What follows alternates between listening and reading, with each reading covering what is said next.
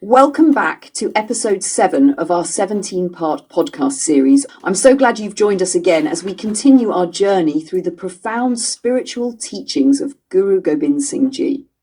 Today's episode is particularly special as we explore a verse that dives deep into the relationship between the Creator and his creation. These lines illuminate the nature of the divine, the process of creation, and how the ancient Vedas and wise scholars understand this connection. As we dive into these verses, we'll uncover not just their literal meaning, but also their deeper spiritual implications, which continue to resonate with us today.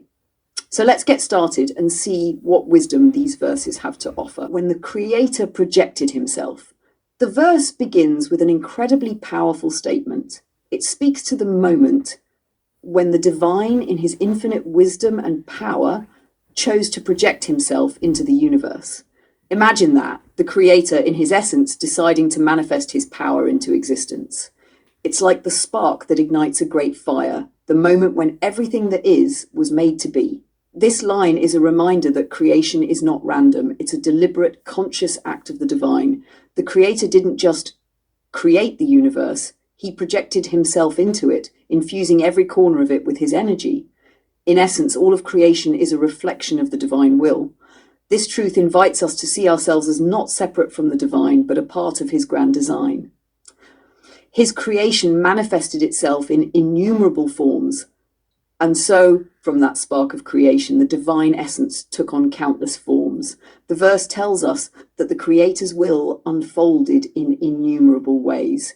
Vast galaxies, tiny cells, the beauty of a mountain peak, and the life in the smallest blades of grass.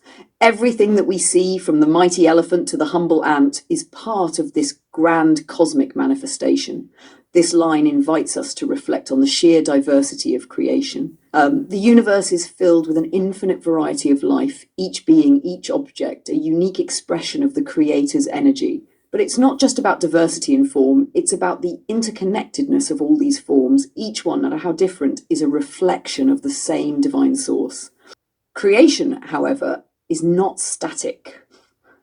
Just as the Creator brings things into being, he also has the power to withdraw them. This line speaks to the cyclical nature of existence. When the divine decides to dissolve creation, everything returns to its original state, merging back into the infinite essence from which it came. It's a profound reminder of the impermanence of everything in the material world. This truth can be both humbling and liberating. It teaches us that nothing in this world is permanent, not our possessions, not our struggles, not even our joys.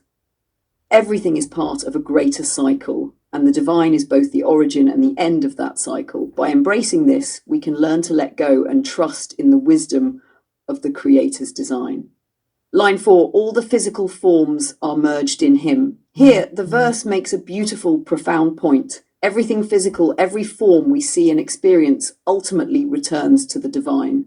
All the animals, trees, oceans, and even the stars in the sky are manifestations of the Creator's energy. And when their physical form dissolves, they merge back into that source. Everything we see is inextricably linked to the divine. This line encourages us to see beyond the physical appearance of things. It invites us to recognize the underlying unity of all creation. When we start to see the world this way, it can change how we interact with everything around us. Instead of seeing things as separate or distinct from ourselves, we begin to see them as connected to the same divine essence that flows through us. Line 5, all the bodies of living beings created in the world. This line further emphasizes that all living beings, every creature from the smallest insect to the largest mammal, are also part of this divine creation. Every living body, every soul is intricately designed by the Creator. No matter how different the forms may appear, they are all expressions of the same divine power. The beauty of this line is that it reminds us of our shared essence with all living beings. In a world where we often draw lines between us and them, this line invites us to see that all beings, regardless of their size, appearance, or place in the world, are manifestations of the same divine energy. This understanding can foster a deep sense of compassion and unity with all life. Line 6, speak about him according to their understanding. Now we come to a key insight. Each being, based on its level of consciousness and understanding, speaks about the divine in its own unique way. This reflects the diversity of human experience. No two people, even if they follow the same path, will perceive the divine in exactly the same way. Some may approach the divine with awe and reverence, others with curiosity or questioning, and still others with a sense of personal connection. This line highlights the beauty of spiritual diversity. The divine doesn't limit himself to one expression or one understanding. Just as there are countless forms of creation, there are countless ways to understand and speak about the Creator. The divine, in his wisdom, meets each person where they are, guiding them according to their own level of awareness and understanding. Line 7. But thou, O Lord, live quite apart from everything.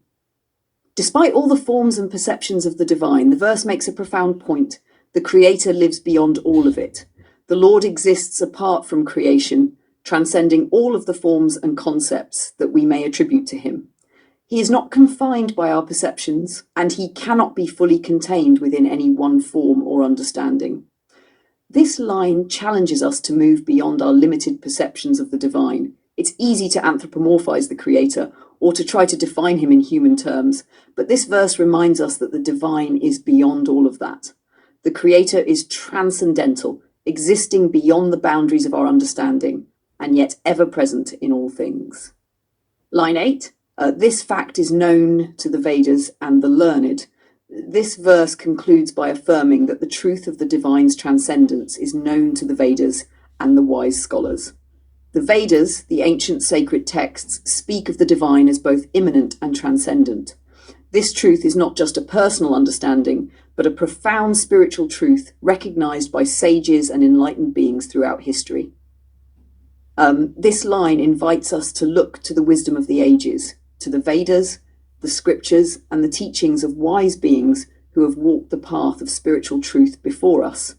It reminds us that we are part of a long spiritual tradition that continues to reveal the infinite nature of the Creator. Today, we've journeyed through a verse that beautifully illustrates the relationship between the Creator and his creation. We've seen how the divine projects himself into the universe, creating an infinite variety of forms, only to withdraw them when the time is right, merging everything back into himself. This cyclical nature of creation reminds us that nothing in this world is permanent, and everything returns to its source. We also reflected on the diversity of perspectives through which beings perceive and speak about the Creator. Each being, depending on its level of consciousness, speaks about the divine in its own way, but ultimately the divine transcends all of these forms and perceptions. As we conclude, let's reflect on the wisdom of this verse. The Creator is in all things, yet beyond all things. Everything we see, experience, and know is part of the divine, and yet the divine transcends it all. By recognizing this, we can cultivate a deeper sense of connection to the world around us and to the Creator who is the source of all. Thank you for joining us on this journey through Chaupi Sahib. We hope today's episode has given you a deeper understanding of the relationship between the Creator, creation, and the divine. Join us next time as we continue to explore the profound teachings of Guru Gobind Singh Ji. Until then, may the divine wisdom guide your path, and may you feel the presence of the Creator in every moment.